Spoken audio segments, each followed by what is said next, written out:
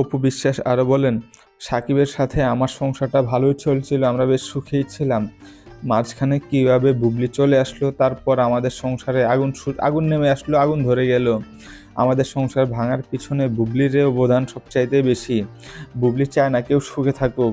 বুবলি শুধু media পার্সনদেরকে target করে, যারা বেশি সুখে আছে, বেশি ভালো আছে, তাদের সংসারটাকে নিয়ে সে টানাটানি করে।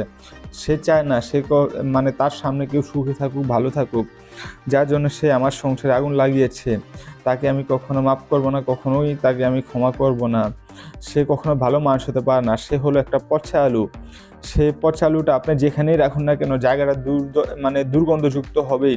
আপনি যদি আপনার বাসায় নিয়ে একটা পচা আলু রাখেন, আপনার পুরো বাসাটাকে ধ্বংস করে দেবে একটা পচা আলু দুর্গন্ধে।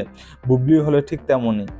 প্রিয় ভিউয়ার্স, ভিডিওটি ভালো লাগলে চ্যানেলটি সাবস্ক্রাইব করে দেবেন, লাইক এবং কমেন্ট করতেও ভুলবেন না।